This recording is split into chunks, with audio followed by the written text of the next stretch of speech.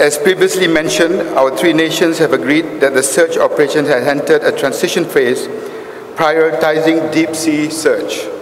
In this context, the air and surface search has been suspended. However, an Australian P-3 Orion and naval ships from Malaysia, Australia, and the People's Republic of China remain on standby in Perth for any eventuality. In the meantime, subsurface search using the Bluefin 21 will ensure the continuation of previous efforts.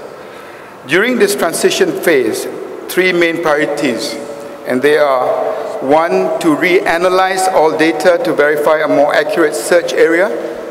This analysis will be conducted by the group of experts together with Inmarsat.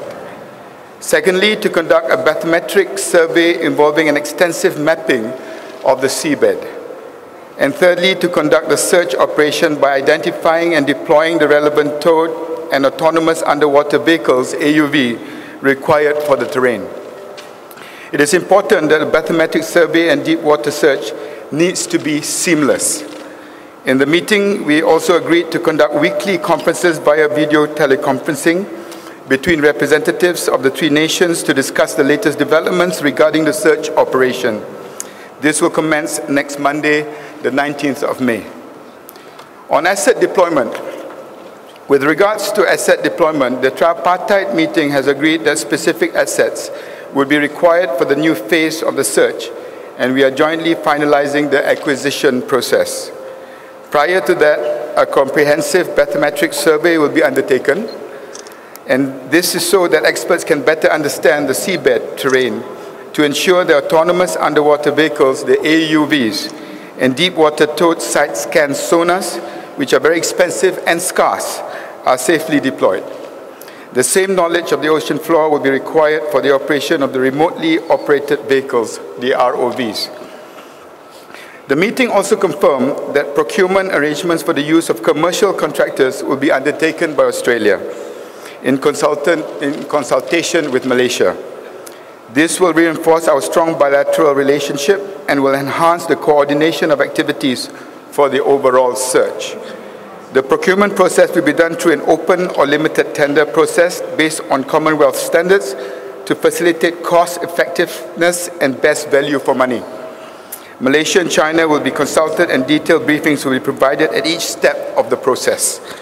The meeting also emphasized the requirement that these contracts be put in place as soon as possible to ensure that search operations are not interrupted. Besides the commercial assets, Malaysia and China are also assigning specific assets for operations in the new phase. On that note, Malaysia is in the process of acquiring related assets from Petronas, Sapura Kencana, Powerstat, and DevTech. It should be noted that any services that will be or may be provided by government agencies of the three nations or other friendly nations will be complementary to the services and contribute to cost savings. Next of kin. Our three nations have also agreed to a proposed reception program for any planned visit for the next of kin to Perth.